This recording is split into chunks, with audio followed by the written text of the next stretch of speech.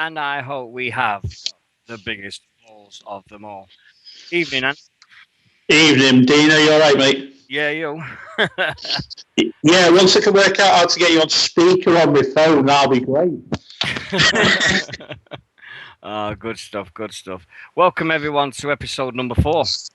Some people said we won't get past episode 1, but here we are on episode number 4 of the 4020 Rugby League radio show, broadcasting somewhere from the depths of Cambridgeshire. That's all I will say. Welcome. It's been a busy week as usual. We had the injury list came out of the State of Origin, which was very, very long. And I watched the footy show on the weekend, and it was amazing how many injuries there was after one game. And then we got the weekend's events. All the results will be coming up soon, and all the gossip and everything so forth. But I think we've kept them in the dark long enough, Mr. Ant. You sure? Yeah, I think we better do it because All right. I know for personally, this is huge. This is the biggest thing. I mean, if people don't know, I do a wrestling radio show called British Wrestling Radio, and that's my baby, and also this is my baby. So I'm involved with 2 projects, and this outbids anything that I've done with British Wrestling Radio in 2.5 years. This is huge. So it's over to my co-host, and he's going to let you go through the details. Right. Dean and I, one of the first things we decided we wanted to do with this was to have what was known as a State of the League address. And what we mean by that, if you know anything about American politics, every year the US president turns around and says how good or crap the country's doing. So we thought we should do this with Rugby League, but we thought our voice wouldn't quite cut it. So I sent a cheeky tweet out about a month ago, and it was replied to. And then we chatted for a bit and nothing more was heard about it. And then the other night, the conversation started up again on Twitter. And so if you hook us up on the Twitter, it's at 404020rugby. And anyway, the conversation began and we got talking. And he turned around and said that it'd be awesome if he got his friend on it. But I thought, one step at a time. We got talking by private message. We exchanged phone numbers like 2 star-crossed lovers. And apart from the date of the show, I have somehow, some way, managed to acquire one of the most legendary scrum halves in rugby league history. Former Widnes, Wigan, St Helens, Barrow Raiders scrum half, England, Great Britain scrum half, ex-French coach. Ladies and gentlemen, I am proud to announce that giving us our State of the League address will be none other than Mr. St Helens himself, Bobby Goulding. And I was blown away when he said it. And to top it off, yeah, here we go. I've had a couple of tweets back off Dr. Marwin Kay. Oh, you are joking. This is getting huge. Go on. Bobby turned around and basically said, imagine if you could get both of us on. So Bobby's a lock. Yeah. No, he's not. He's a scrum half, but he's a definite. Bobby Goulding wants to do this show, wants to have a chat to like-minded rugby league fans. I've sent him the email today. As Dean and I pride ourselves on this show, and the British Wrestling Radio Network prides itself on transparency at all times. This is not something we're going to sell to the press. This is not something we're going to sell to other media. This is not something when Bobby talks we will misconstrue to make headlines out of. I have made Bobby personal promises that the interview will be unedited. It will be unscripted. He will have carte blanche to say what he wants about who and what aspect of the game he wants, as long as it doesn't impact and will cost him his job. That is the last thing we want on this show. I've also promised him a full copy of the recording of the show for his own personal records in case, God knows, someone from the Rugby League media listens to it and tries to misconstrue. I've also given my personal word that if that were the case, we would back Bobby every step of the way. Nothing will be misconstrued. No questions will be asked that will be curveballs to him. If he wants all the questions in advance, I've promised him that as well. But the main promise I'm giving him is a free microphone. If he wants to do it live, he has the opportunity to do it live. If he wants me to go to Barrow and pre-record, we will pre-record. If he wants us to meet up somewhere, I'll go and do it. One way or another, this show is going to happen. Once I've got the final details from Bobby of where and when, but I take Bobby at his word on a virtual handshake, so to speak. I met the man many years ago. He is an honourable guy. He's a man of his word, and I've got no reason to doubt the man at all. Absolutely no reason at all for him. He wouldn't say it. A show less than 4 shows old, and he's prepared to do this to give us a lift. On a handshake, so to speak. I'm taking Bobby Gordon at his word on this. So it will happen. We will give you the date. We will give you the format of how it's going to happen as well. And then if it's going to be a pre-recorded interview, we will let you know how we're going to do it. If it's going to be live, I'm hoping the phone lines blow up. Yeah, but it'd be interesting for that one. It's I'm gobsmacked. I really, really am. It's the icing on the cake. I mean, when we did this, I've had a few chats with a few people over the last few days, and they're interested in coming on, but I'm not going to name names because it's not fair on them. And plus, I don't want to give people false promises like. From doing another show, I've had my fingers burned so many times doing that I don't want to happen with this show. So it's very simple that what happens here is going to be 100% certain before anything else gets announced. Our predictions last week, mate, didn't exactly go to plan, did they? No. The plan well, are you there, mate? Yeah, I'm here, mate. I'm kind of having volume issues, but yeah, I can hear you now. Yeah, we had a bit of a as predictions went down the toilet last weekend with one result. Because if anybody listened to last week's episode, we said that London Broncos would beat Hull FC, and their result was London 12, Hull 50. Yep, okay, we got that wrong. We got it wrong, big style. Whoops! Same as always. What a piece of rubbish we are when predicting results. Excuse me. Talking of which, we have got the results from the last few days. Thursday night we had Huddersfield Giants beat Wigan. Now that was a bit of a turn up in my eyes, really, but in some people's they said Huddersfield killed them. I think it was one of those. I mean, after we got spanked the other week and then came back with a statement by smacking Huddersfield. I think Huddersfield had to make a similar statement. Yeah. And I mean, Wigan's injury list is pretty prolific at the moment. No excuses, nothing like that, but it is pretty prolific. So you've got, they've had those issues at present. It's been a pretty bad time for the guy at London. Yeah. Huddersfield, and Wigan's injury list has been. It was going to catch up with them. Yeah. It was, to be fair. And also on the results front on Friday in the NRL, Penrith beat Parramatta Eels 38-12. In the first Utility Super League, Saints 32, Salford Red Devils 12. Happy with the result? Yes, happy with the result. Yes, happy with the performance. Yes. There are, I can't confirm them, but there are rumblings inside Langtree. Before we just go on, I'll do it as brief as I can. It would appear that the Challenge Cup was meant to be more of a priority than the grand final this year. The Challenge Cup was seen as the better option for us to end our drought. Obviously, that is not going to materialise. So there are rumblings at boardroom level. That's all I know at the moment. Right. Also on Friday night, Warrington Wolves 24, Leeds Rhinos 6.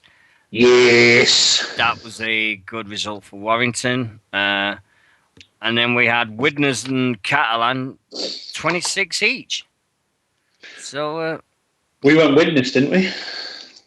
Yeah, we put Widnes, but a draw. Nobody see that coming. Saturday. No. Saturday in the NRL, we had North Queensland Cowboys 22 beat Melbourne Storm 0. So Cowboys nilled the Storm. Whew. That's not happened many times in Australia. Sydney Roosters 26, Canberra Raiders 12, and then London Broncos 20, Hull FC 50. And then on Sunday, the match that was going to decide whether it would have been all over for Bradford or they still got a fighting chance. Bradford Bulls 20, Wakefield Wildcats 12. And they've got the big decision tomorrow, whether they get the points back. I'm delighted for Bradford. I think they'll get points. I can't really put it into words. I'll be honest with you. I've got an emotional attachment to the Bulls, as people know. I can't put it into words. Yeah, I think there was a lot of, like they said, a lot of sighs and reliefs when that result came through. I think as well from neutral fans as well. But it also cost. Neutral fans were happy with the result. And we also had a coaching casualty where Richard Agar resigned and James Webster is now the coach of the Wildcats. You said something to me off the air in private a couple of days ago. I think it's pretty safe to make it public. You are under the impression Wakefield knows something we don't yet. Yeah. I think there's something happening there that nobody knows. It's just one of them things. If Wakefield and Bradford, it's between them now with London that goes down. So tomorrow's D-Day. We'll find out tomorrow one way or the other what if Bradford get the points back or if they get any points back at all. So everybody's ears to the ground tomorrow. Castleford beat Hull KR 54-12. And in the NRL, the New Zealand Warriors 38, Newcastle Knights 18, Brisbane Broncos 36, Manly Eagles 10. Then in the Kingston Press Championship, Batley 26, Featherstone Rovers 32, Barrow 38, Rochdale 18, Dewsbury 38, North Wales Crusaders 18, Keighley 14, Halifax 28, Swinton Lions 22, Doncaster 36, Whitehaven 24, Sheffield 22, Workington 16, Leigh Centurions 28. The run continues. And in Championship 1, Hemel Stags 22, Gateshead 26, Hunslet 32, Oxford 12, Oldham 46, London Scholars 16, South Wales 36, Gloucestershire All Goals 38. I don't have results as yet from my boys at Burntwood, but we'll discuss that later on. Should we do the news first? Because there's been a couple of, should we say, unsavoury and unfortunate incidents this week, hasn't there? Yeah. The first one, I want to go through the Zach Hardacre one, and then I'll leave you with the Gleeson one. Yeah, I think allegations from Zach about Zach Hardacre that he's done homophobic things during the game last weekend, weren't it? That's correct, yeah. They are going to investigate it. Apparently, there was a homophobic comment on Friday's game against Warrington. He's got till 11 o'clock tomorrow. Well, see what happens with that one. Oh, sorry, today. My apologies. 11 o'clock today. Early guilty plea. Yeah. What I can gather, he hasn't. All right. He hasn't submitted an early guilty plea. This is going to rumble on. Yeah. This is going to rumble on and on and on. Because this is the obvious his word against whoever the player is. Yeah. Was it a ref? Was it an official? Was it a fan? Well, only one way we'll find out. It's either usual time, usual place, and find out as best we can. I think Boots and Ultimo Night might be the place that tells everybody. Yeah, I mean, the amateur version of Deano and Ant. Yeah, yeah, them two guys. I think. Yeah, well, the amateurs discuss that one. Yeah. Our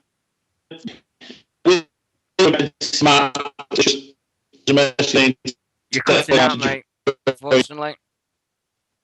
Yeah, your connection is going a bit funny tonight, mate. Sorry about that, guys. It's just technology sometimes does this. It does indeed. Well, yeah. I mean, I think he's still celebrating a rare Bradford win, to be honest. Yep. I think Skype is doing one of these things tonight on us. But is that any better now? Yeah, that's fine. Yeah. Cool. Yeah. So yeah, we've got that one, and then the sad news about Mr. Gleeson from Hull Kingston Rovers that due to after this attack that happened in a nightclub in Manchester. His injuries is now cause for the young guy to retire, and nobody likes to see this happen. Nobody wants to see it happen. I hope that the people that did the attack get their just desserts, one way or the other, and I hope that Mr. Gleeson can either continue in the professional game at some point in some role, and don't throw him on the scrap heap, because I think somebody at that age doesn't deserve to be thrown on the scrap heap. Just yet. Personally for me, it concerns me Hull's statements, how they're going to support Sean in the weeks and months ahead. Now, we've got the incident with Alex McKinn down south, down in the NRL, where the Newcastle Knights are supporting him for life.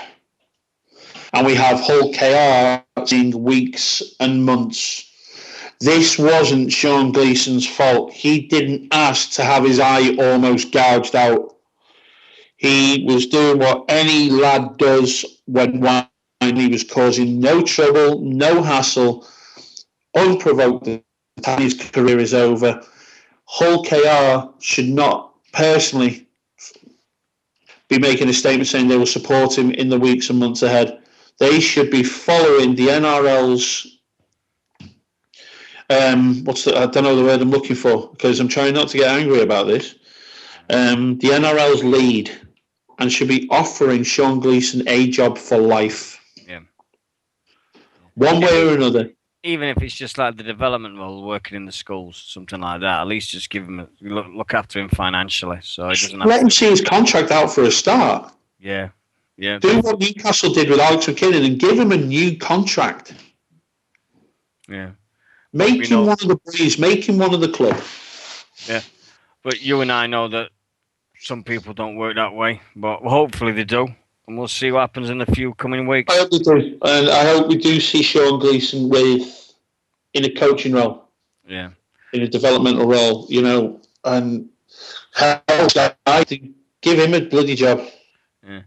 Well, my amateur club this week had their match cancelled day before the match. Southend couldn't raise a team, and unfortunately, they cancelled their match. Tried to rearrange a cup game in a day's notice. Got opponents sorted, and then they cancelled the night before and said, "Sorry, but we can't come either. We can't raise a team." So St Ives Roosters had 2 games planned in 2 days. Pitch was done, food was bought, food was getting cooked, everything was sorted, and then we get a match cancelled. And speaking as a part of that club, well, seeing them last season and the season before, from 2010 onwards, that has happened in the East of England Rugby League at least once or twice a season to the St Ives Roosters. St Ives Roosters, I'll give them a quick up, never cancelled a fixture in their lives. In the whole 22 years of them going, they've never cancelled a fixture. They've always gone to the fixtures. Even if it's turned up with 10 players, they've gone.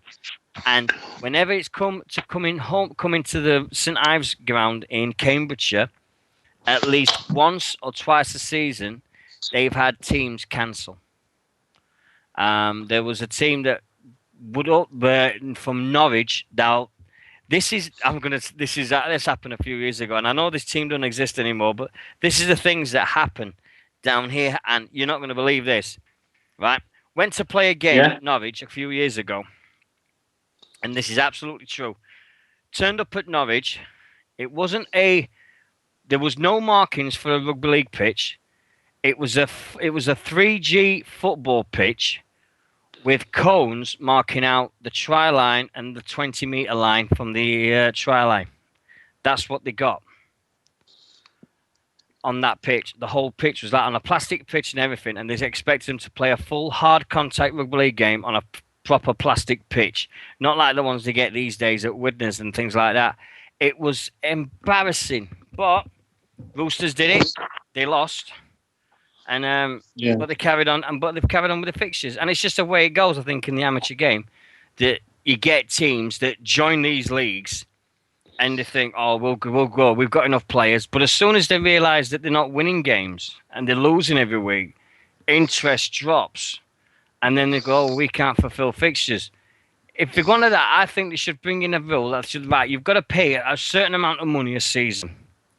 If it's your first season in the rugby league, if it is in the rugby league where the amateurs, no matter what league it is, you've got to pay a deposit. If you complete all your fixtures in your first year, you get that deposit back. If you don't, you lose that deposit, and that deposit then gets shared between the other teams that you were supposed to, the teams that you were supposed to play and didn't turn up. And that way, compensation can be played back for loss of for the cost of the food, cost of the drinks, everything like that, marking out the pitch, everything like that. It should be that way compensated.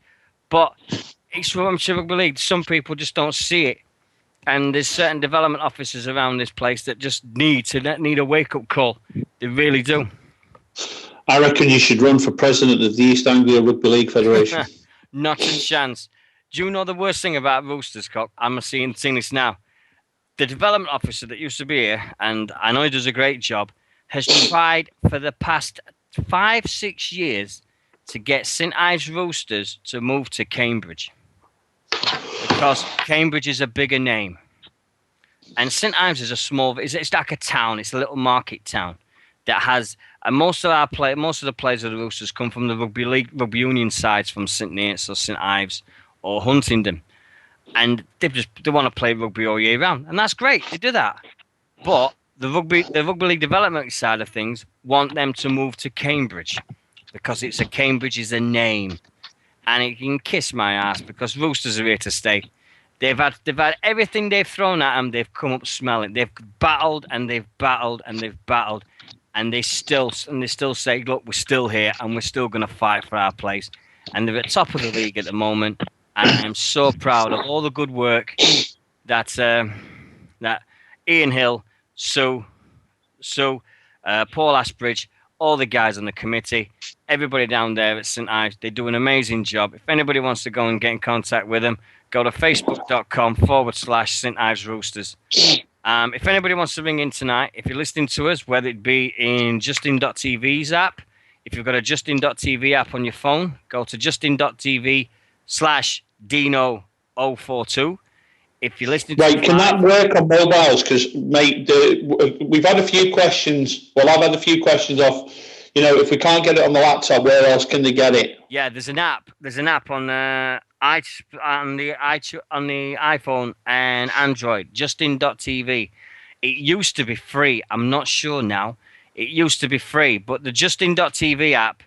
And you go to the website, you go to justin.tv/Deano042. That's the chat. That's the channel. Excellent. What we'll do, we'll put varying links to listen live and where we can find it. I've got a friend of mine who does listen to the show. He's not a massive rugby league fan. He's in the chat room now, Yeti. And he's come up with an idea. Again, being transparent, I said I'd mention it while we were live on air.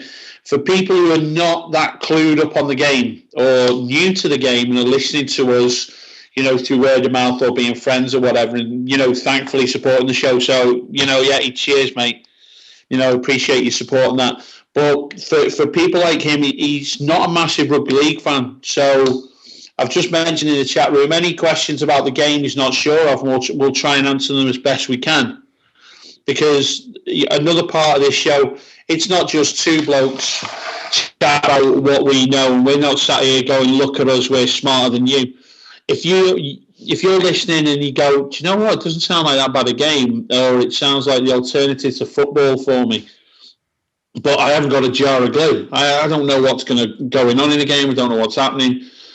Don't be shy, please. Just come on, feel free. You don't have to phone us up. Just pop yourself, listen to the show. Pop yourself in the chat room. Type a question out. We'll answer it as best we can. And the beauty about this is, if me or Deano haven't got a clue, we'll tell you. We won't make up an answer or fudge it. No, we'll just say, dude, you've got us. Yep. I've got an apology. Last week, at the end of last week's show, I went mental at a certain group of people that call themselves... Hang on, before you do that, swing aside for Deano and a very, very rare apology on the BWR network. Yeah, you don't hear this often. I thought I swore then, I was going to say. Yeah, I listened to the show last week, and I listened to me, and all the way through my broadcasting thing, doing this and everything else I've done, I've never gone as crazy as I did last week. That is a real first. I call bullshit on that, and I swore first tonight. Yep. Oh, fair enough. You win. Last week there's been a rumbling, and it's been happening again because Sheffield Eagles at this moment aren't doing as well as they've done for the last few years, and there's been rumblings and talk. There's been allegations made against players on social media. Won't do it to a rugby league person's face. Oh, Lord forbid.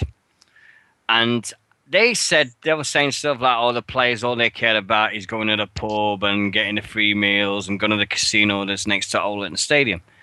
And I literally last week went apeshit at these guys that are making these allegations and not getting behind the team. And they're just using their mouths or using the keyboards to spout crap. What they didn't know was Mark Aston's stepdaughter, I think she's Natasha, is in the group, and she showed all these things to Mark Aston, the coach, and he weren't happy at all. So now they've had to go through a strategy with the social media and thing, and getting rid of these so-called fans, and I use the term very loosely, Sheffield Eagles fans. But what I said last week was the opinions of me. It's got nothing to do with Sheffield Eagles. It had nothing to do with the Sheffield Eagles fans that go to this game every single week. It was to do with the people, the mindless individuals that have been having a go at the Eagles, saying all this absolute rubbish. So to everybody associated with Sheffield Eagles, I apologise for my words. I really didn't mean to cause any friction towards the Eagles. That is the last thing I want. This is just the opinions of me. I mean, I love the Eagles. I've loved them since day one in '84. September the 2nd this year is going to be a very special date for me. It's 30 years to the day that the Eagles have been formed, first game. So I love the guys. I love the city. I love it to bits. But I would never do anything that would harm the nature or the goodwill of Sheffield Eagles Rugby League Club. If you took offence to my words, I apologise. If you're one of the mindless few that took offence to my words, I don't care, because you're not proper rugby league fans. So there we go. And did you notice that since Gateshead they announced their takeover, they won a game this weekend? Did they? Yeah, they beat. Did you also notice that since future guest Bobby Goulding, have I mentioned that? Bobby Goulding's coming on the show. Yeah, once. Right. Well, since future guest Bobby Goulding came out of retirement, Barrow Raiders won as well. Yeah, it seems like we're the good luck champs. But we just asked him. Is it us? Yeah. It's us, isn't it? It's us. Yeah. We are obviously a good luck charm for Gateshead. Future guest Bobby Goulding. Yeah, I'm going to refer to him as that for as long. Yeah, I'm going to milk this. Hold on, you're saying we're good luck? No, not for the Eagles. We're not, because they haven't won since we started this. Don't do that to me. And that's my Yes, bad luck. again. But it's one of them things for me. They're playing Workington this weekend, and they might be playing against Josh Charnley. Dave, we've got a question in the chat room. Yep, the stuff I asked on Facebook earlier regarding... earlier. So, I've just sent him pictures of Bobby Golding. The basic rugby leagues barely know anything about the sport. Right. Basics. Well, rugby league started in 1895. No, I think he means. I think he like. Well, I mean the rules like 6 tackles and all that crap because with the basics. No, it's not crap. Let's be honest. Oh no, I do apologise. No, it's not crap. What am I about? No, it's the rules that it's the rules governed by and what everybody governs by. Rugby league's always been seen as the northern game, really, hasn't it? It's always been seen as the M62 corridor game. With everything like that. I mean, my history and Ant's history is very different. I mean, I didn't get into rugby league until I was 15. It was a chance meeting, but I got involved with the Eagles and have been with them ever since. It's been a love affair, really. Rugby league fans are just one of these guys that we're not like football fans, but at the same time we do support football clubs. But there's something about the rugby league community that's just completely different to football, I think. The basics, it's basics that I'm going to make a joke here, and if my mate comes on this thing, he'll kill me. Basically, his Leeds don't start playing till August. There you go. That's basic rules of rugby league. Yeah, Leeds don't play till August. Leeds Rhinos don't start playing till August, and then they get in the playoffs. Yeah. The other thing, other formats, do we have, future plans? I mean, like you just said, Justin.tv, that's something that's easier to listen to on mobiles and stuff, isn't it? Yeah. So you can listen to the show on your mobiles as opposed to...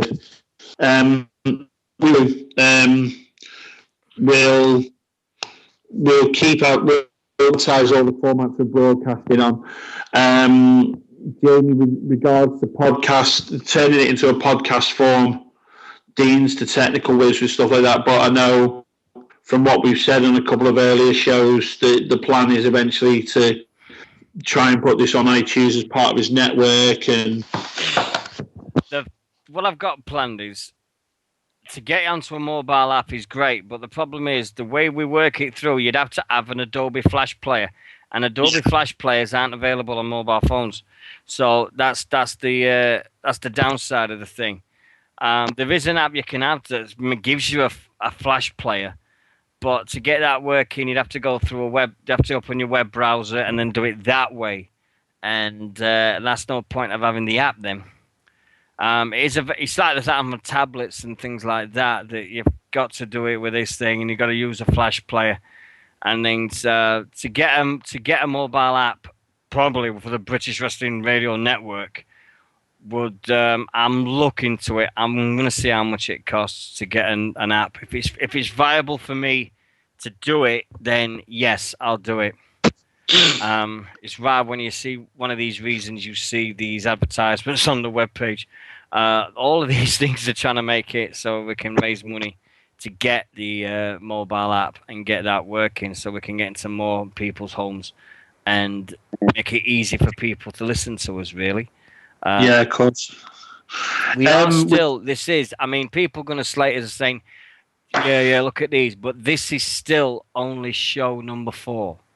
This is not like we've been doing this 6 months or anything. We've been doing this about 4 or 5 weeks. Yeah. It's not as if we've done it, but the quick history is we should have done. I said we were going to do this last year. It didn't happen last year for some reason. It was going to be called Get 'em Onside Ref, but that didn't happen. And then this year I just got this urge, and it just wouldn't go away. And I thought, you know what, bugger it, let's go for it. And this is it. Tuesday nights 8:00. We're here to stay. and there's a lot of people nice things. We just need more likes on our Facebook page, but we'll always get that. We've got a few more now. We're on 62. I agree. We're on 62, so we're getting there. We'll get there, but we will. I mean, if Justin needs Adobe and stuff for your phones and stuff like that, we'll find alternatives. There are ways you can do it. There are ways. We'll get there. We'll sort something out. For me, going on an iTunes, sticking on a podcast form and put it on that way. All right, you're not listening live, but you'll still get the same thing. With regards to what Jamie was saying, right? Jim rightly has said, all right, we have got the benefit of people who know the rules of the game and things like that. So it's comparable to having a darts player who knows what he's doing, playing against a novice who goes, all right, off it 19, 501, take away 19, 501. Right. And you've got the darts player behind going, oh, for God's sake, it's 479. Yeah, right. But that's cool. We'll start at the beginning. The differences between rugby league and rugby union. Right, rugby league decides in a set of tackles. What a set is, it's a set of 6 tackles, a 0 and 5 additional tackles, where you can move the ball as far down the pitch as you possibly can before you have to hand over. Similar rule almost to American football, where they use the 4 downs rule. There's 6 tackles. The difference between American football and rugby league is play doesn't stop when you're tackled. You don't stop, pass it, throw it to the referee, everyone resets and you start again. Play is continuous. That's the reason for that is the defending team have to work harder. If you have a fast attacking team, the defending team has to work harder to get themselves back in position. There's no 10-yard limit either. You can keep, you go as far as you can in those 6 tackles. That's known in rugby league as a set. It's rugby league's faster and it's territorial like the RRs, but it's a lot faster game. If you watch rugby union, you'll see scrums take up 20-30 minutes of the game. Rugby league scrums are only used to restart the game and as a basic feed for possession. They're not. God, 35 years I've been watching the game. I think I've only seen 2 contested scrums in rugby league in my life. The idea is obviously the same as in the rah-rah game, to get the ball into the try zone, put it down, score a try. Rugby league, a try is 4 points, conversion is 2, and there's less emphasis on the drop goal. It's only a point in rugby league. The reason they've left it a point, very smart in my view, is to keep it that way so it's only ever used as a game-winning situation, not as a chance to extend leads and, basically turn the screw. The reason they've kept it like that, the reason the plays are as they are, is to encourage more attack in rugby. If you watch a game of rugby union, what would you reckon? Probably about half the games stop-start. Do you think, Dean? Yeah. It's oh, yeah, rugby league's a lot better. I love it. Rugby league is designed for the play to continue to go on as quickly as possible. I mean, if you don't know, unlike football, the clock doesn't. In American football, the clock doesn't stop. When 40 minutes is up, 40 minutes is up. The only time the clock will stop is in a case of a serious injury. And by serious, they define that as head, neck, or back, or a serious break of a bone, not a break of a bone. Yeah. The game will carry on, and that is to keep the fans more involved in the game and keep. I think that'll do for lesson 1. But we'll have about 5-10 minutes every week about this. Definitely, Jamie. 5-10 minutes, and we'll go through the basic strategies. But it's hard. I mean, don't get me wrong, it really is hard. The darts analogy is the best one I can use because it's hard to do it, and I'll get the hang of it. If it sounded patronising, I apologise. It wasn't meant that way. been a long time since I've been asked to describe rugby league from. Yeah. Well, do you know what? I rather would. If it means it gets more people watching the game, Jesus Christ, I'll learn how to, to do it without sounding, like I said, Jamie, if it sounds patronising, I apologise. It's not meant that way. It's been a long, long time since I've had to, talk rugby league from step one. Right. Today, Steve McNamara announced 34 names for his England squad for the Four Nations. Including the 9 who pulled out? Yeah, including the 9 Wigan players that are not going to be available for his first camp due to Super League commitments. Now, the names are... Now, these are... There's a few usual guys, but there's a few shocks for me. We've got from Castleford, Darryl Clark, Craig Hooby, and Michael Shenton. We've got Elliot Whitehead from the Catalan Dragons, Leroy Kudrow and Brett Ferris from Giants. Joe Westerman is the sole representative from Hull FC. Josh Hodgson is the sole representative from Hull KR. Then we've got Carl Ablett, Tom Briscoe, Ryan Hall, Zach Hardacre, Kevin Sinfield, we mentioned him, Callum Watkins, and Jamie Jones Buchanan from Leeds Rhinos. Right. Sorry, Colin care. Yeah. Do we care? Do we really care? Yeah. From Saints. Go carry on, please. But go on. I'll do it in a minute. It's answer. Go on.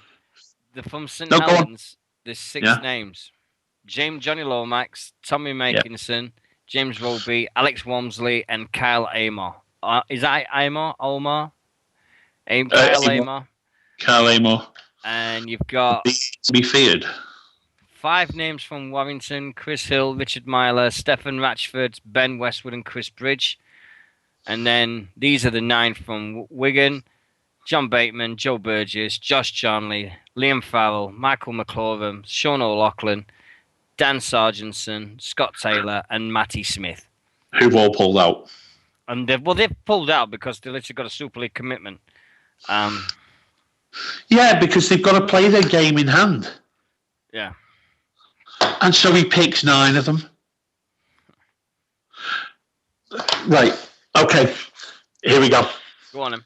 Our head coach works in a job 12,000 miles away. Yeah. When's he watching them? In his sleep? When we play Super League, he has to be committed to his day job in Australia. So what's he doing? Is he not sleeping of a weekend? Is he sleeping Monday to Thursday? The NRL plays games Thursday, Friday, Saturday, Sunday, Monday, Tuesday. They've spread it out cleverly so there's rugby league pretty much every night of the week in Australia because even they're sick of home and away. Yeah, I'm done. I'm off. Here we go. Right. Quick swig of a drink. Hang on. Yeah, but if McNamara's not going to be the coach of England, who is? Someone in England. Yeah, but... No, it's controversial, mate, but I'm not being funny. What other national team's head coach works the other side of the frigging planet? Yeah, I know. I get you. Even Roy Hodgson does a half-assed job from London. Yeah, but at the same time, Steve McNamara is in Australia being the assistant at the Roosters. Fair enough. And he's trying his best at it. But after the World Cup, the RFL had a chance to look at all the coaches in the rugby league, everywhere it is, and they couldn't come up with a decent enough replacement that wanted the job.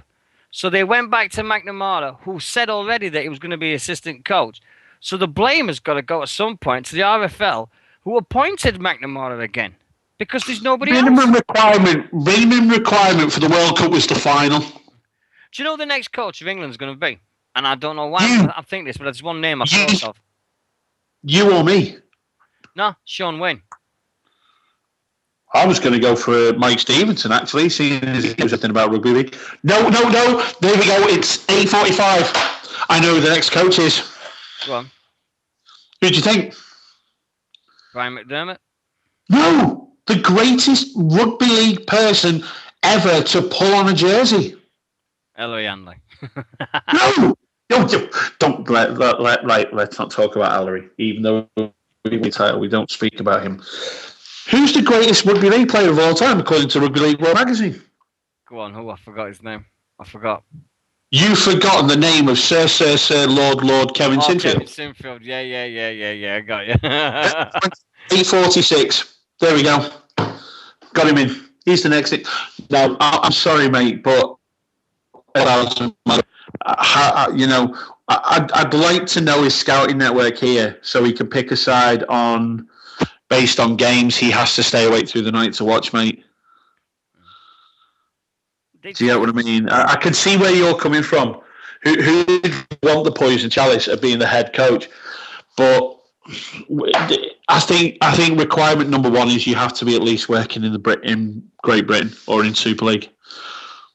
I think if it helps him progress as a coach, then I'm all for it. But at the same time, is that going to be benefit? He's over there watching all the Aussies and watching every game of the NRL, and he's doing his bit. But is that going to work? Is that going to work for him, or is working against him, or what? He's over there seeing the guys in, week out, and he's going to right, well, this is the way to do it. If it improves him, him as a coach, then all for it. That's fine. I've got no issue with that. But the thing is, he's over there as a coach, and he's seeing players there week in, week out who are shoo-ins to the squad. The Burgesses, James Graham, Sam Tompkins. They're in his squad. When it comes to the Four Nations, when it comes to the World Cup, they're in the squad, mate. It's a lock. It's a certainty. You need a coach over here to watch the lads week in, week out who are knocking on the door, who are knocking on Burrow's door, who are knocking on the Sinfield's door, who are knocking. You go through that squad. There are a good few players there. You've got to start looking. Yeah, Michael Shent's had a decent first half of the season, deserves his call up. Leroy Cudjoe has been there or thereabouts, so he's going to have a look at him. Who's going to replace Jamie Jones Buchanan? Who's going to replace Kevin Sinfield, Ryan Hall? If you're looking at that. James Roby is not getting any younger at Saints. Richie Myler at Warrington. Ben Westwood. For me personally, I mean, he's called Josh Charlie up now. It's just been announced in the last hour that Josh Charlie looks like he's going to dual register with Workington to get match fitness up. Yeah. Smart move. Yeah, smart move. He's going to be playing. If he's playing this week, if he's fit enough to play this week, he's playing against Bleeding Eagles. That's not. I don't like this dual registration and things because it happened. It's similar to the loan system, isn't it? Yeah, but it happened a few years ago. Do you remember with Barry McDermott when he went to Bramley and he worked off his suspension? He had that 6-8 match suspension at Leeds Rhinos. Yes, he did. He went, yeah. And he worked it off at Bramley and played one game for Bramley and then went back to Rhinos. There's just loopholes, and I don't like. How can you have an England international playing for a team that's near the bottom of the bloody championship? And it's not fair. It's not fair. I'm not for it. They're saying, Sean Wayne's come out and said, but it helps us and it helps Workington. No, it doesn't help Workington because he's putting a lad out of the first team that's been playing in, week out for Workington, and that's not fair on Workington's lads. But it's just me being sour grapes because I'm Eagles, so I just want Eagles to win this week, that's all. And coming up against an England international is not going to help our cause. But anyway, now Ant's rant turned to Dean's rant. The thing is, you bloody diffused me with the argument over him becoming a better coach. Yeah, I wasn't thinking about that. I was just thinking the England head coach should be based in Super League. Yeah, okay. If he was in Perpignan, I'd understand that. Why don't we do what they do in Aussie? Give it to the winner of the grand final, the coach of the grand final team. But Wayne Bennett got bored. Yeah, but they do it in Australia. Like the winners of the NRL gets to coach Australia for the next tournament, and I think it'd be a cracking idea, really. But who knows? Well, rugby football league don't like new ideas, or if they do, they come up with some ideas that nobody can understand. AKA three divisions of eight. What the, is that about? But that's us all over here at 4020 Rugby League. If you want to give us a call, ring us on 01223 926867. Give us a call to chat about your rugby club or your passions or your state of your club. Is there anything that you could improve it? Is there anything that you want to make it better? Are you happy with the way things are going? If you're a Leaf fan, can you see yourself going through an entire season undefeated? If you are a Gateshead fan, are you happy with the new takeover? And we get all these new great ideas coming into the rugby league world. Do you think is going to go for Coach of the Year so far? Player of the Year, Man of Steel, all them ideas. Give us a ring, 01223 926867. And speak to me or Ant. And if you agree with us, great. If you don't agree with us, fine. That's everybody's got an opinion, and everybody's entitled to one. And especially if you're in rugby league, there's going to be 30 odd different opinions with all the 30 odd different professional clubs that's in this wonderful game of ours at this moment in time. And we're not going to start having a go at certain clubs, because I've been looking all over the place today, and it seems as though the social media world has turned into an anti-Salford Red Devils sites, and everybody's starting having a go at Salford. Just seems the in thing to do this month, and makes a change because they haven't announced a player this week. They haven't signed a player, so good luck to Salford. The top 8 playoffs. We've got the first episode. We said on the first day who the top 8 would be at the end of the season. We're going to keep that in, and then I'm going to listen back to it in August and see how our predictions are going. Oh, well, congratulations also to our new member of the staff. We've got a new member of the staff called Matthew Ward. He's going to help us with a way of rugby league that's not well known. With the wheelchair rugby league world. He's involved with the Bradford Bulls wheelchair rugby league team. They play in loads of games every season, and he's a part of that. And he loves the game to bits. He's responsible for all the Bradford Bull posts that was put up at the weekend, telling us a halftime score and everything like that. But we've got to remember that we are not partial to any. Oh, you're back. You're back now. Hey. Oh, there you are. You sound a bit daft, but you're back. I'm just saying, Matthew is part of our team now. There's going to be me and Ant are the presenters. We love to have more admins on our Facebook page to help us grow, to help us get more listeners, to help us get out there for people. People are going to forget, we're going to pride ourselves on one thing. This is a rugby league fan show. It is not a rugby league ex-professional show or anything like that. It's 2 fans, 1 St. Helens, 1 Sheffield Eagles, and we just want to talk about our rugby league world and everything we've seen over the last 7 days, and we try and do it better than anyone else. But we're not going to say that we're the best of it, because there's loads of great podcasts out there that do a great job, do a wonderful job promoting rugby league. And they do an amazing job, and you can't fault them for it. So, yeah. Right, sorry about that. Stuff died up here, so. No, it's all right. Anyway, this weekend, it's the Challenge Cup quarterfinals. Yeah. You ready? Week off for us, isn't it? Yeah, you got a week off. Yeah. Have you? We haven't. No, we're playing Workington. Oh, yeah, you haven't mentioned that much. No, not mentioned that much at all, no.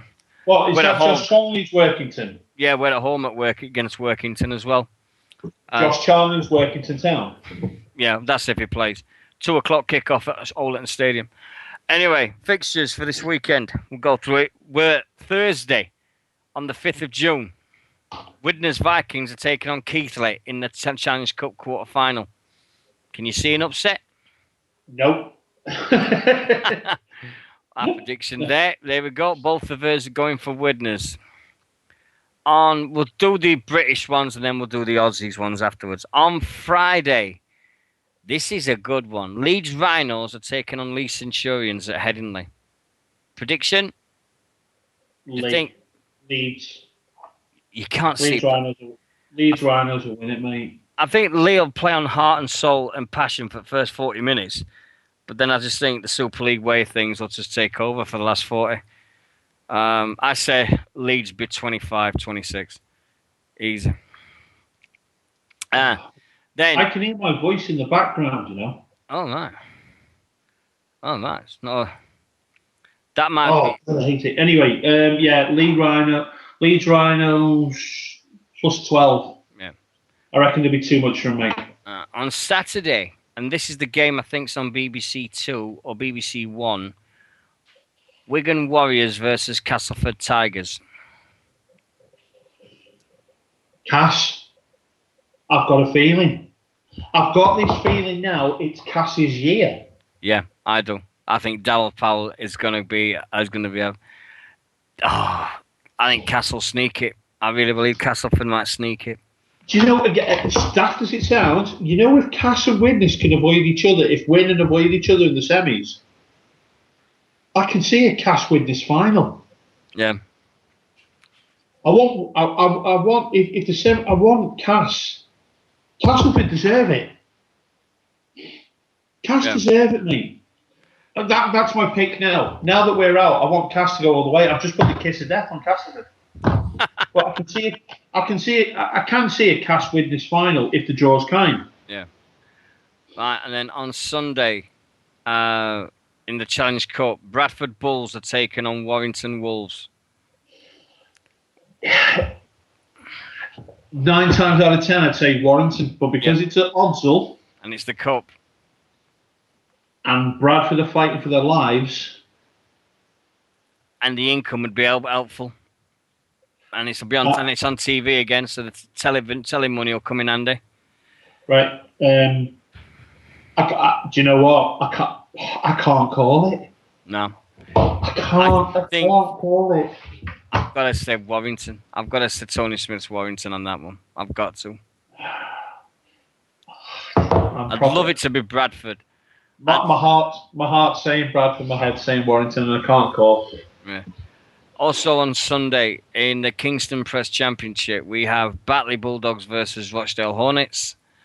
A little match at Alton Stadium featuring Sheffield Eagles and Workington Town. North Wales Crusaders are taking on Swinton Lions. Barrow Raiders are taking on Doncaster. And Featherstone are taking on Dewsbury Rams.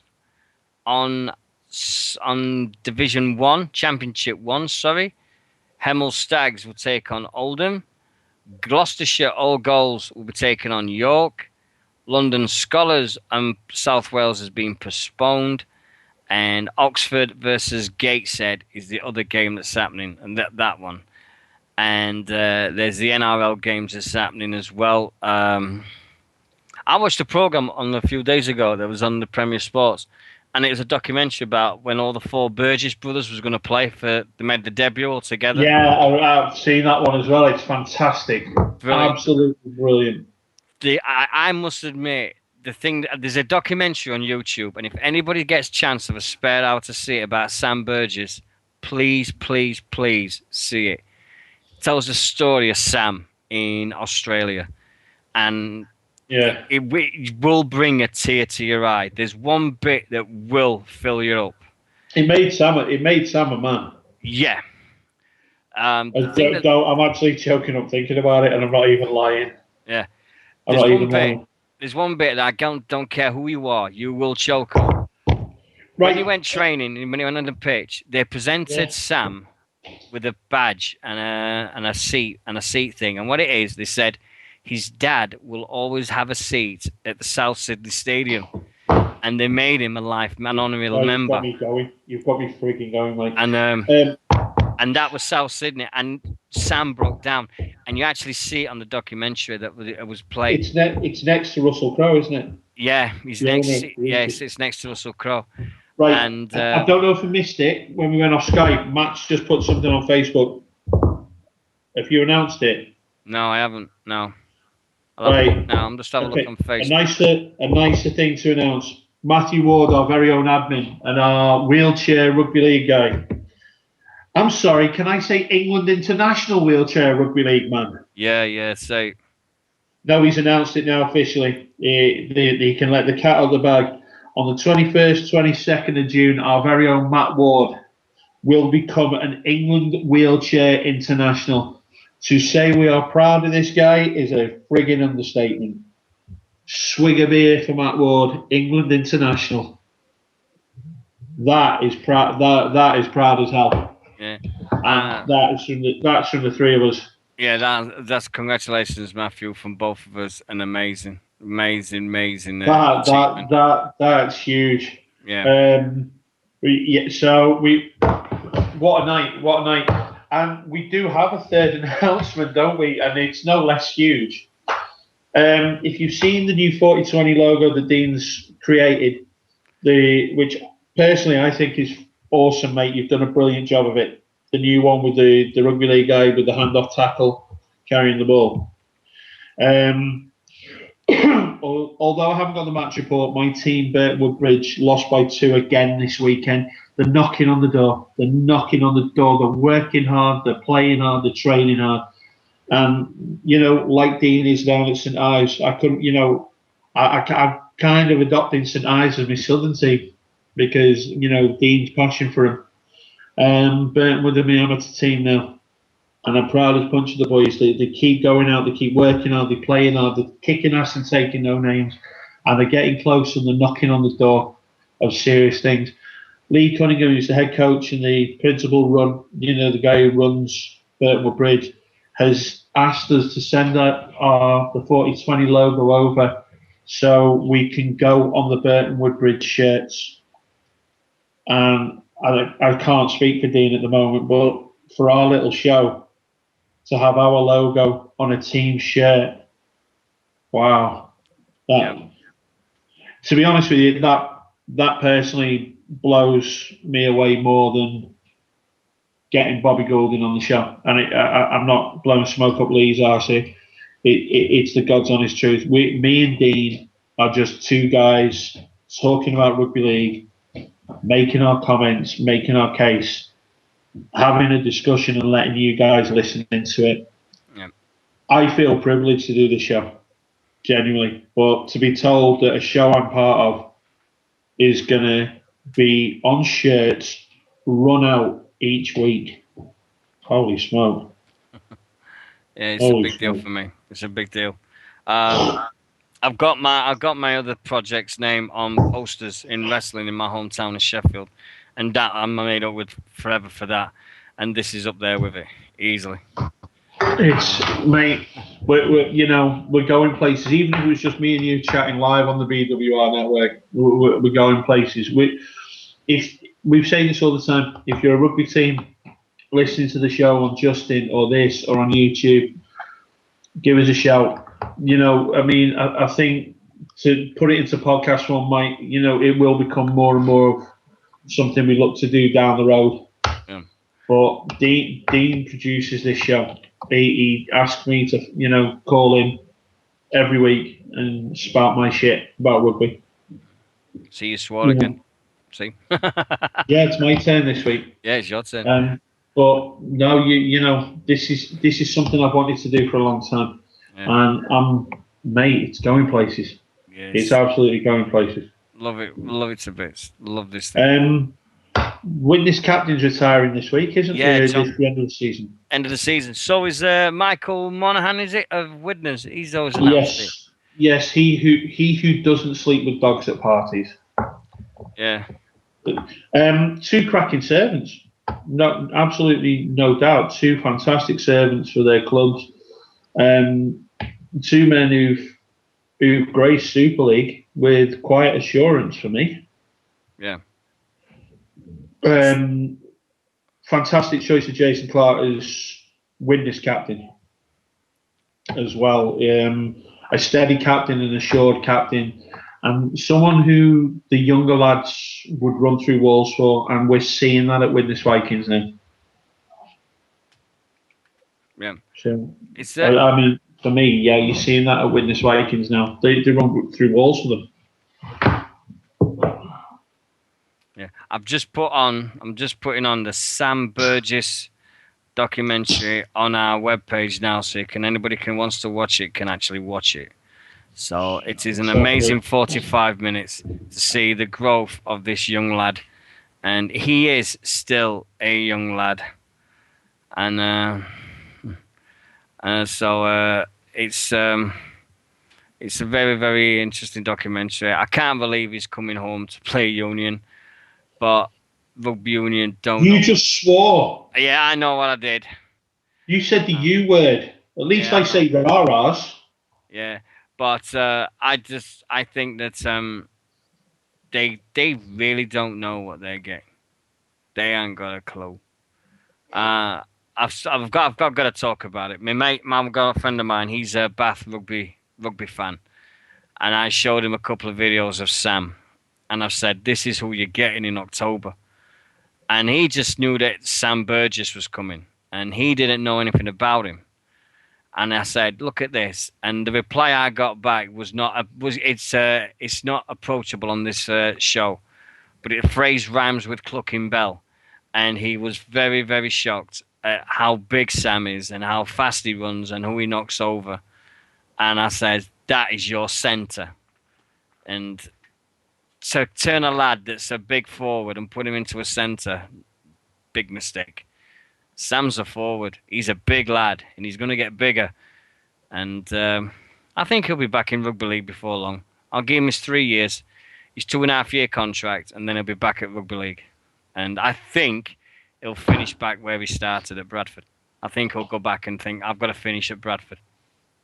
I think you'll see the Burgess brothers back at Bradford and finish off their careers there. They finished all together. They did it all together in Australia. I think they'll do it all together in this country as well. And I think they'll all finish together at Bradford Bulls. There you go. That's my kiss of death on Bradford Bulls already. Oh, well done. Matt can't tune in, so we're just giving him the kiss of death. That's how it goes, yeah? Yeah, but you can see it in the Burgess guys' eyes, can't you? They've done it in Australia.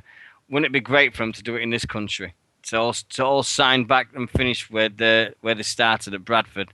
Because I know one of them, I think it was Luke or one of them went to Rhinos. Luke Burgess, he went to the Rhinos, and I think the twins, they was at Rhinos as well. So, but I think they might finish. All four of them might finish up at Bradford Bulls to finish off their careers. I think. Do you know what? I think McManus should just break the bank and get all four of them to Saints. Personally. Nah, the Yorkshire lads. I don't think they'll be going to Lancastrian clubs. No chance. They've been talk again this week. Since we did that show last week, have you seen it? They talk about bringing back the War of Roses match. Yeah, I asked the podcast to come on and discuss this, and their reply was no, because it'll be labouring the subject. What? Yeah, I saw that. They didn't want to come on a live show and discuss what they're going to discuss on a podcast. I'm not going to even name the show because they don't deserve it. Screw. I offered them. I didn't challenge. I didn't dare them. I turned around and made a polite offer. Would you like to come on the 40/20 show and we'll discuss War of the Roses? And their answer was no, because it'll be done to death. And then tried to tell me why a tri-county War of Roses, a tri-county state of origin wouldn't work. It's crazy the fact that I mean, we put it out there, and yes, we will get invites, and yes, I didn't get a reply from Brian Noble, which I'm heartbroken at. But I told him about you, mate. That's what it was. Yeah. But end of the day, everybody's got their own opinions. Everybody's got their own choices to make. But it's like I said, this War of the Roses, every single year when the state of origin happens, over here, it always comes up. Shall we bring back Yorkshire versus Lancashire?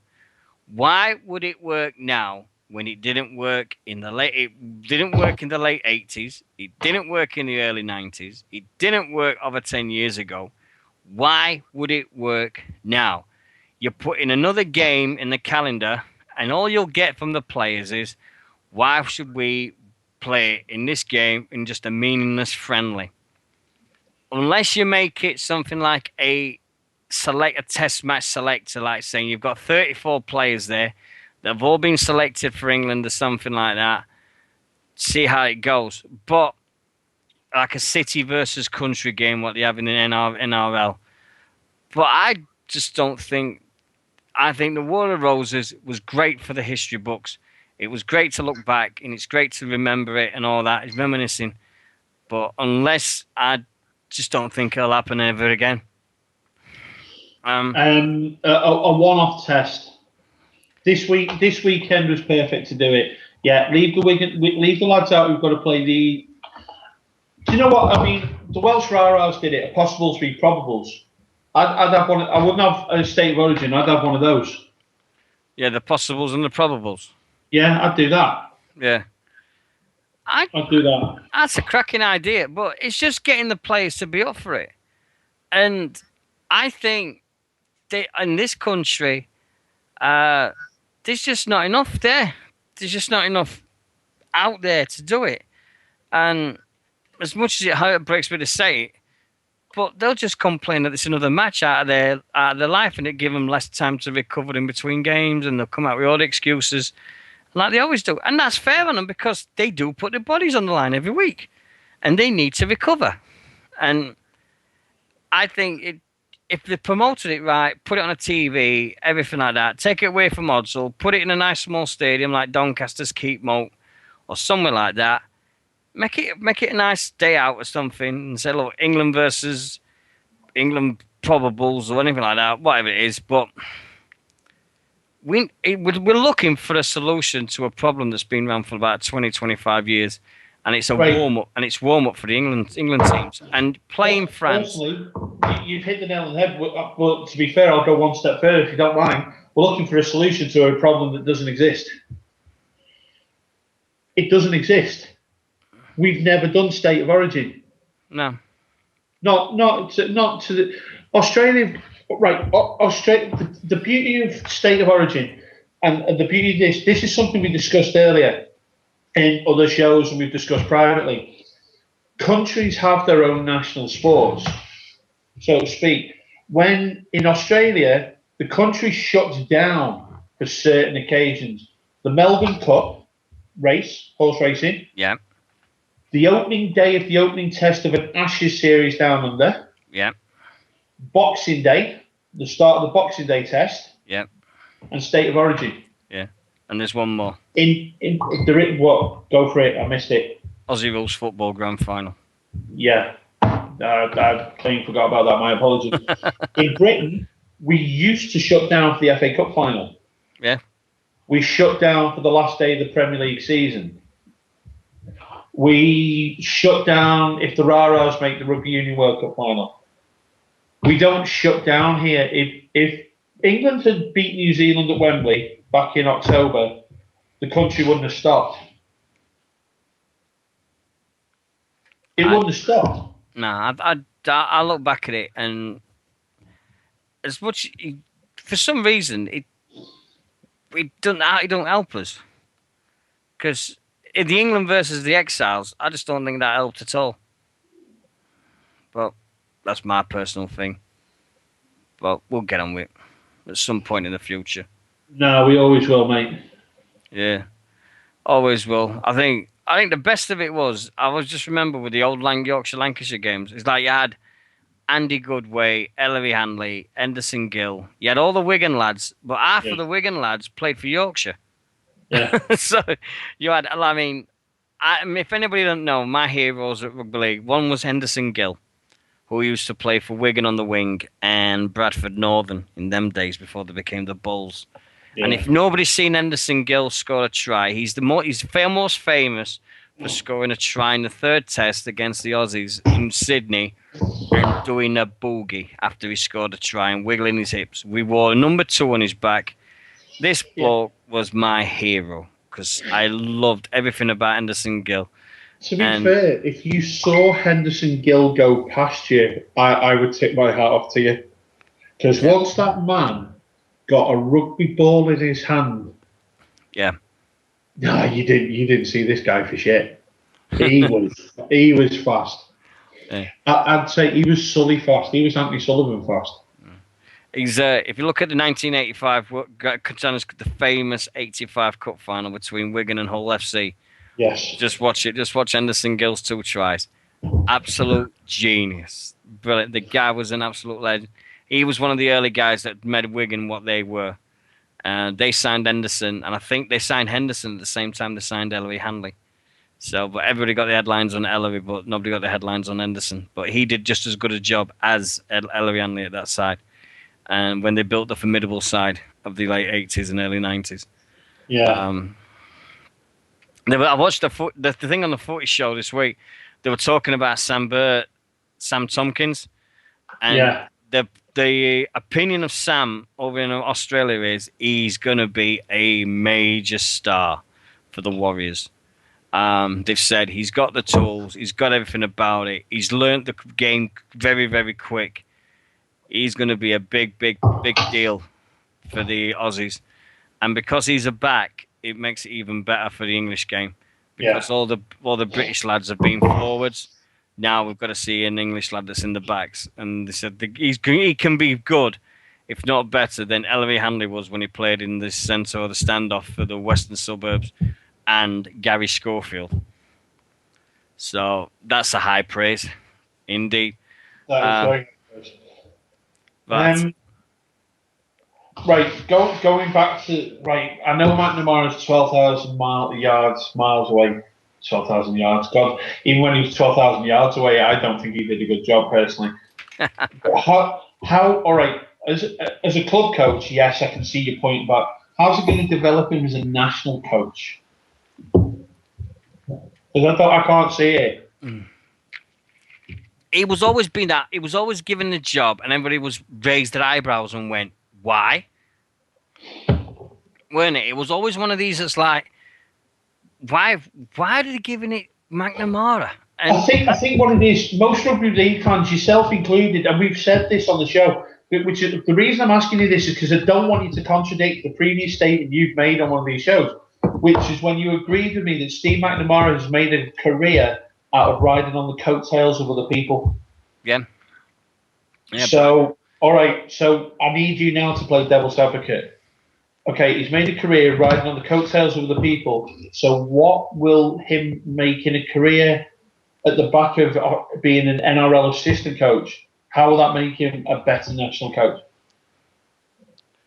I think he's one of these that's like thinks because he's in the NRL, he can study the Aussies and make him a better coach, looking at their methods and things. But he's taking him away from the lads that he should be watching. In my eyes, anyway. It's like you said earlier. He should be over here watching the lads over here.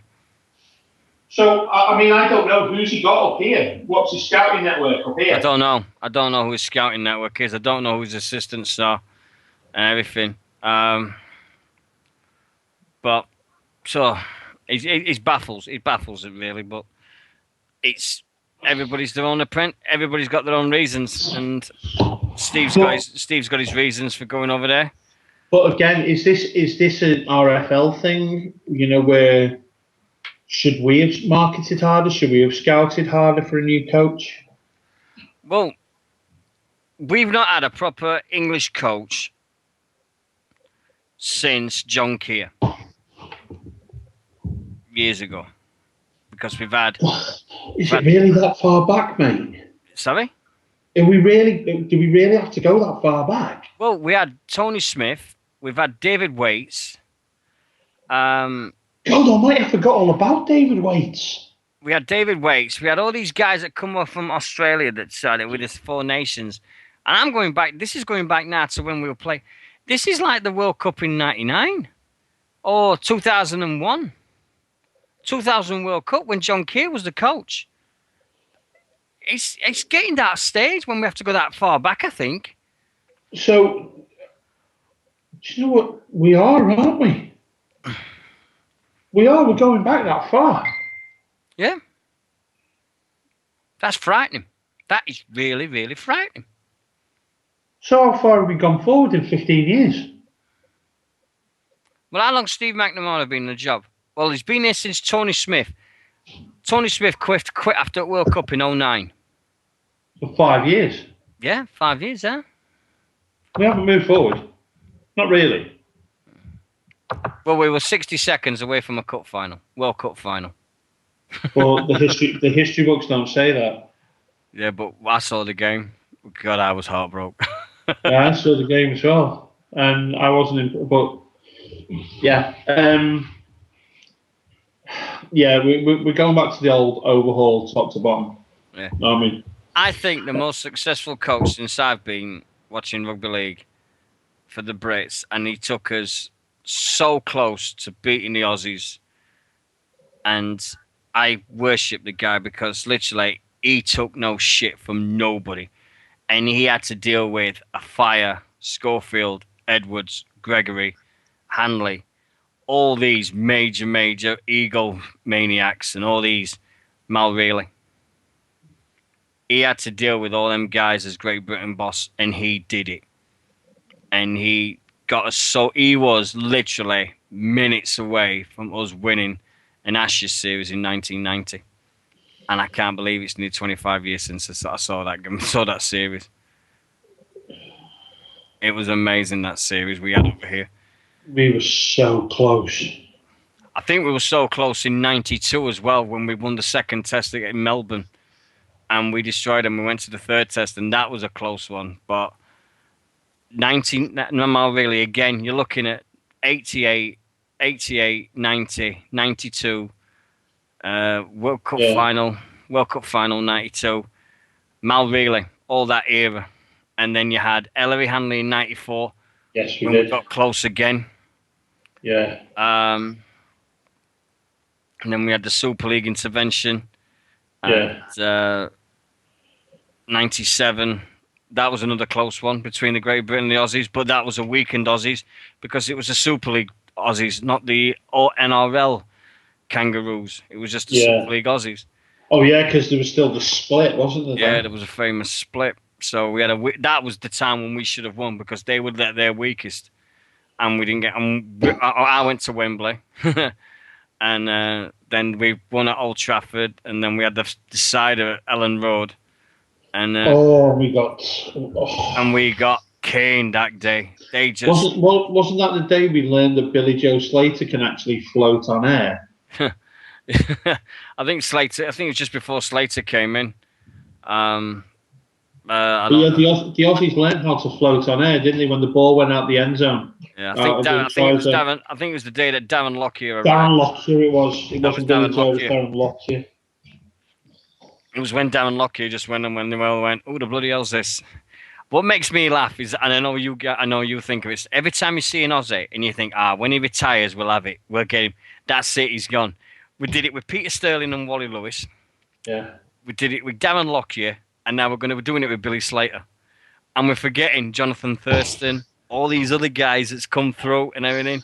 Well, I mean, me being a Maroon, I mean, you're looking down the line. You've got him. You've got Jonathan Thurston. You've got Cameron Smith. And my wife's got the photo. Me stood 3 inches from Cameron Smith. I think that's the closest Cameron Smith will ever be at Langtree again. What? But anyway, talking of sevens, segueing nicely. Again, there are rumours that not 7-6s.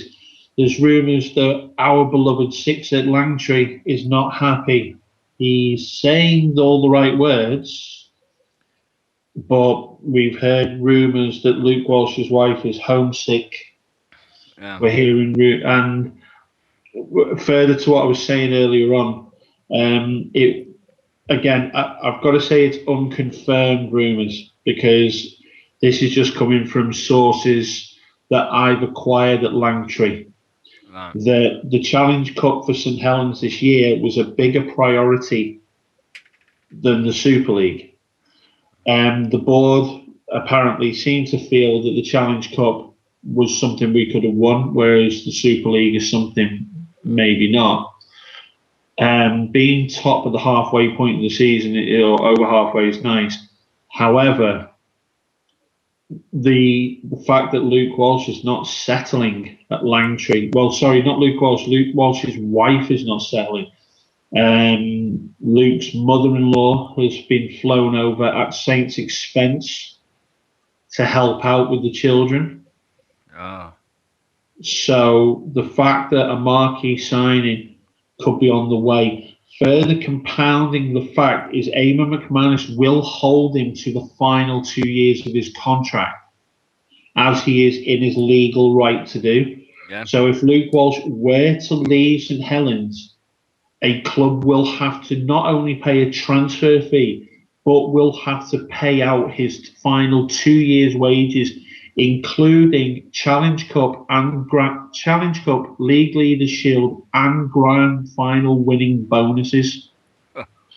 The rumour is, therefore, adding that all up, if you want Luke Walsh, the price you will pay is a world record fee. And I think there's only smart move on McManus's part, do you think? Or should we let him be homesick? No. If a player's unhappy and it starts to affect the team and everything, then do you just get rid of him? But at the same it's not affecting his form. Yeah.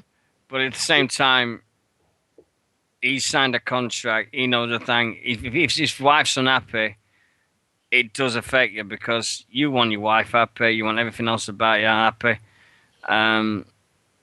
It's one of them things.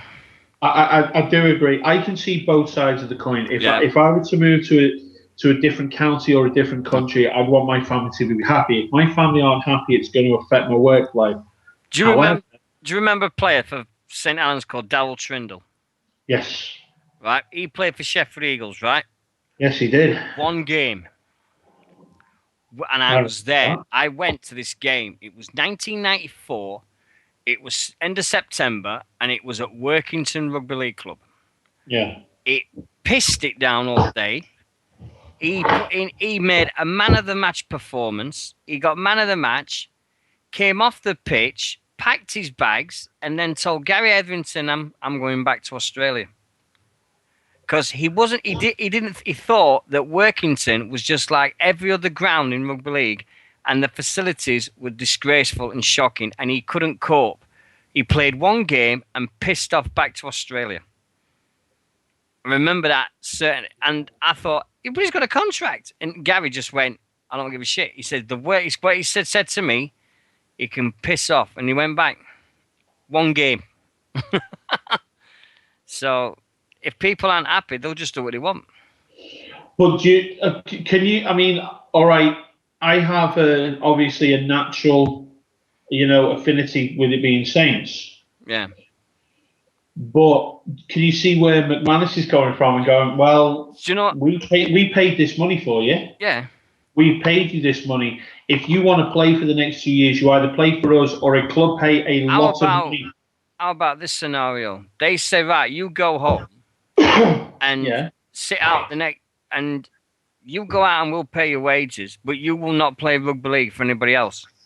If you do, they owe us money. But you can go home and we'll pay your contract and we'll do everything like we're supposed to do. And you can go back and have your wife happy and everything, but you will not play rugby league for anybody else. Why don't we loan him out to the NRL? Good one. Yeah. They pay the wages. Yeah. Yeah. It's one of those. We've said this before on the previous 3 shows, and we've said this before in private conversation as well. The NRL players see Super League as a retirement package, and then they get over here and suddenly don't like it. It's cold, it's wet, it's raining. Guys, you're on more money here. Luke Walsh is earning more money at St Helens, as good a player as he is, than he would have done down under. Easily. Right? I'm not being funny. He's like, oh, my kids are enrolled in a school in St Helens and this, that, and the other. The fact remains to me, sportsmen in general are very blessed with the career they have. And now I know people will go, well, compared to football, rugby league transfer fees and rugby league salaries aren't that big. However, if you put down for the job I do, for the job you do, 9 to 5, or, in your case, I'm lucky I work 9 to 5, you work shifts and you work nights and you do a bloody hard job. I do a bloody hard job. If we were offered £150,000 a year for the job we did, I'd bite your hand off for it. When it comes to sport, now I know this because I know how close I got to the dream. And I mean touching cloth. Yeah. When I was 18 years old and that club put that contract in front of me and told me I was going to earn £150 a week, I couldn't sign on the dotted quick enough. The club had prestige, the club has heritage. The club were going to give me 150 quid a week every Friday. Every Friday.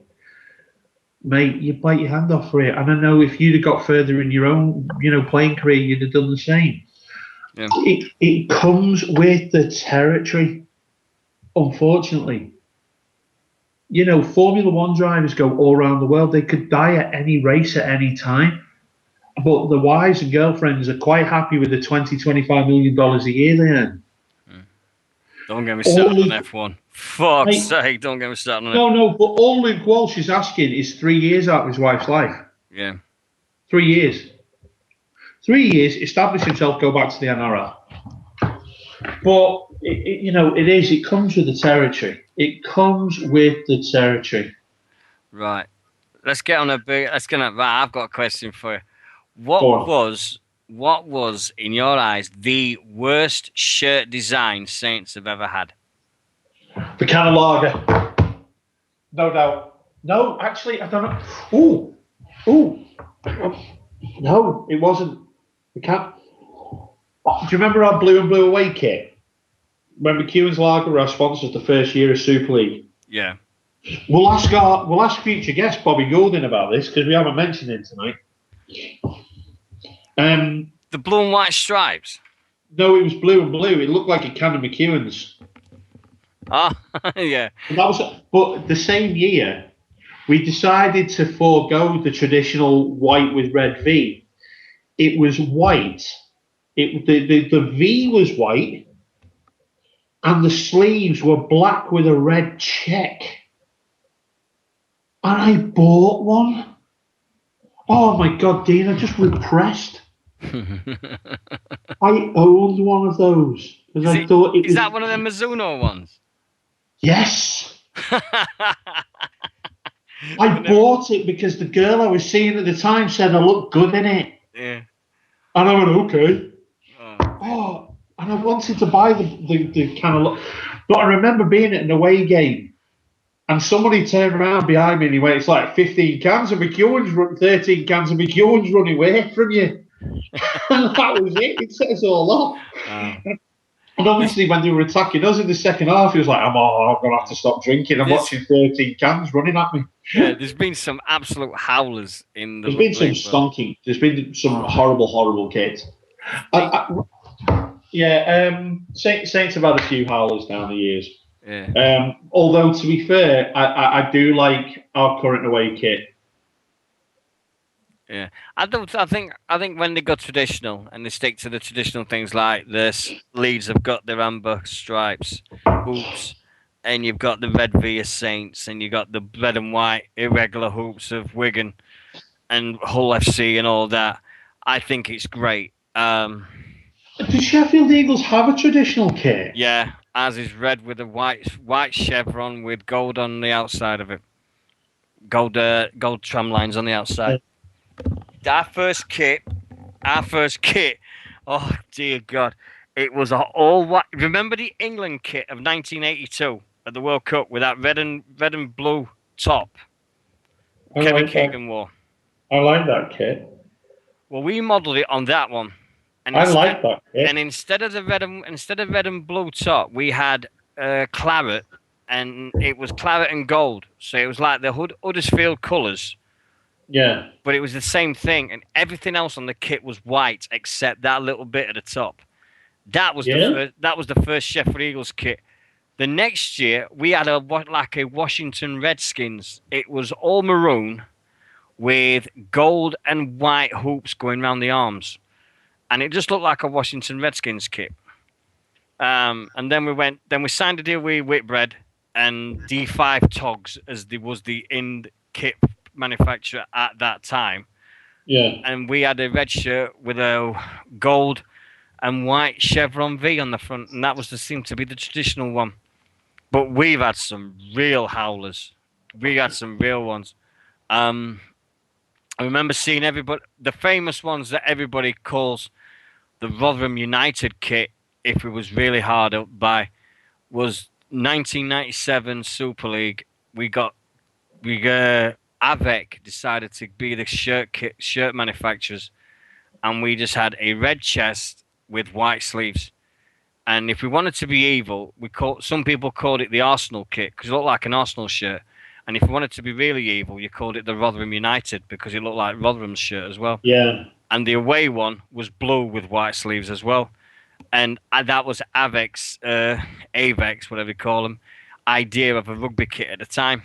Yeah. And I looked at it, and I had every shirt Sheffield Eagles made from '84 to 2000. I bought every single one.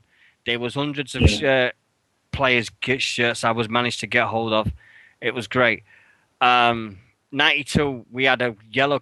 We went out. We just won promotion from the second division. Went back into the first division, and the first day we came out, we're playing Wigan at Don Valley, and we're all looking forward to it. And I was working at the club, and Gary said, "Here you go, Dean. It's new kits in that box."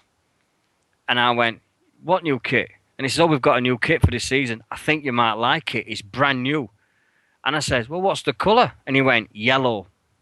And I went, "What?" And he went, "It's a different take on us traditional, but instead of red, we're playing in yellow this year." And I went, "Are you fucking kidding?" And he went, "No." And I said, "Serious?" And he opened the box, and looking at me was this Sheffield Eagles shirt, but instead of being red, it was yellow. And I went, "What the fuck is that?" And he went, that's the Eagles kit for this year." I went, "You've got to be fucking kidding me. Eagles playing red, we don't play in gold, not playing yellow." And he went, "Well, this year we do." I went, "Fuck's sake, whose idea was that?" And it was this marketing woman's idea. She went, "Yeah, I thought I could change the colours." And I went, "Are you out of your fucking mind?" And I just lost the plot completely. Eagles howlers, 94, 95. We had an away kit. We were sponsored by Heineken. And somebody at Stag Sports and Sheffield Eagles decided that it'd be great if our home kit was red with the eagle swooping across the chest like a complete rip-off of a Mizuno t-shirt. Yeah. And the away kit would be Heineken Lager can green. It was the same colour as a Heineken can. And I've got one in my house, and I've got a player shirt in my house. Number 14's on the back. And it is Heineken green, that colour of a Heineken can. And I went, "What in the whole world is that?" And it got black eagle. So it was green and black. And I'm like, who the fucking hell's done that one? But throughout the Super League, I mean, the most famous Eagles shirt was the one that was in the film The Full Monty. The white one with the blue eagle, which we never won in. It's the shirt that Eagles never won. We never won a game in it. Can I just mention, I've had a couple of texts off Lee Cunningham, who's coach and founder and everything, who's helping Burton Wood out. So mentioned who's coming on because the lads have been training tonight. Yep. Something I'm really proud of. The word of mouth about this show is spreading. The lads talk about the show. They discuss what we're discussing in training. The feedback is very, very positive, and they listen whenever they get in from training because it's on YouTube and things like that, mate. We both know the live stuff will pick up, which is why we keep doing it. Because if you want to give up now, we might as well just give the whole thing up. Do you get what I mean? But we both know, because I remember. I mean, if people and I don't know how mine and Dean's friendship started. He started when we were doing wrestling podcasts. I was part of a show we were proud of, the Pipe Bomb show. I left that for personal family reasons at the time. Dean and I have stayed very good mates. Dean had British Wrestling Radio. We used to wait till we were drunk and phone in and raid it and take over it. Invade it every week. In the old Friday Night Wars. Yeah. And the beauty of it was Dean had a live show and we had a podcast, so he couldn't take over and raid it. And that's how our friendship developed, and this mutual love of rugby league that we've got. But this is a show that we know will build, and we've said this before. We say this every week. We know this will build as a live show. It'll branch out. It's branching out on YouTube already. Jesus, we've got amateur rugby league clubs listening to us on YouTube after training on a Tuesday night. It's becoming part of their habit as a warm down. My God, that's wow. I've said it a lot tonight that my mind's absolutely blown at how far we've come in a month, mate. And it is. It's just absolutely blown. To get this gentleman on is massive. It's massive for us. It's massive for everybody. And if he comes on, via Skype, we can have people actually ring in and chat to him. That's going to be the best thing. So that is it's going to be an amazing night for everybody concerned with rugby league, I think, and everything. But I am really looking forward to it. It's going to be a banging night when it happens. Not if it happens, when. We can officially announce Lee Cunningham has just sent the official text. We can proudly announce that 4020 Rugby is one of the minor sponsors of Burton Wood Bridge Rugby League Club. Yay! There we go. We've got his first sponsor of the club. Yeah. So all you need to do, Dean, now is send that logo over to the email address I sent you. It will go on the shirts. I have got loads to do tomorrow, and that will be on the first of my to-do lists. Yeah. Mate, they're having a sportsman's dinner as well soon, mate. Yeah. So it looks like you're going to have to head over to the northwest. Yeah, I'll try my best. I'll always try my best. I keep looking through sites and it's like, God, there's so much we can talk about. There's so much. Yeah. But if we carried on, we'd have no shows left to do until next week. The rugby league world just keeps on spinning. Yeah. It really does. One thing we haven't mentioned tonight, we're 2 weeks out of State of Origin. You briefly touched on the injury lists. From what I can gather, New South Wales are currently suffering more than Queensland when it comes to the injuries. Well, you've got Paul Gallen. He's had an MRI on his neck. Yeah. You had Brett Morris dislocate his shoulder scoring a try. Yeah. That was unbelievable when he went back on. You've had people doing with bad knees and ACLs and bad knees and things like that. And then you've got, on Queensland's side as well, you had broken arm in the first 10 minutes. Yes. It's crazy the fact that they're going to pick two teams in 2 weeks. And that game is going to be even worse. But they've heard rumours that they're got. Do you know what the rumour's going to be? You know this rumour that says if you throw a punch and everything and cause a fight, you're going to be banned from the rest of the Origins. There's going to be no one left. No. You know the third match? Yeah. Yeah. What they're going to do? Ban them from the next years? Or they're just going to let them go? Because I'm not being funny. If they're going to fight in Game 2, you're going to basically, Game 3 of State of Origin will be Victoria against Hobart. There's no one left. I think Game 3 will be a bloodbath because if they say you all the bans and everything will not be carried over and let them go at it, there's going to be fights everywhere. Really is. But who knows? Is the third one at Queensland? It's at Lang Park, isn't it again? Suncorp. Yeah, it is. Oh, bloody hell. NRL and New South Wales are better do the job in 2 weeks. They better do it, otherwise that third one. Oof, go Bennett. Beat them once, yeah. Do it twice at the home patch. Oof, I don't know. Yeah, game 2. Game 2 is pivotal. I mean, it's one of those, the whole 3 stages of hell match. If New South Wales wins 2 straight falls, my God.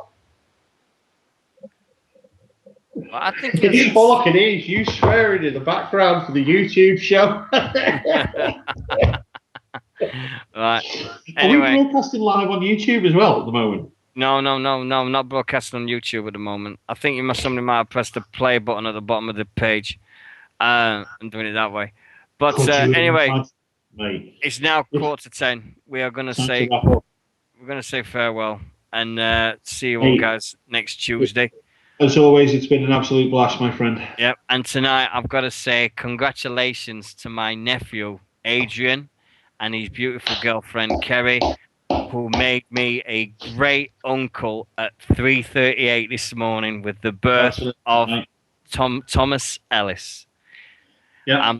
It's not the fact it's my first great uncle. I am a great uncle, and I am also a great uncle. But it's nice when it happens, that fact that the Mitchell family is exploding. We have got more members of the Mitchell family than London Broncos have got supporters. And I ain't kidding. Congratulations. So, anyway, if you're watching Rugby League this weekend, have a great time. Whatever game you're watching, I hope it's a great result for whatever team you watch, and I hope you have a banging time.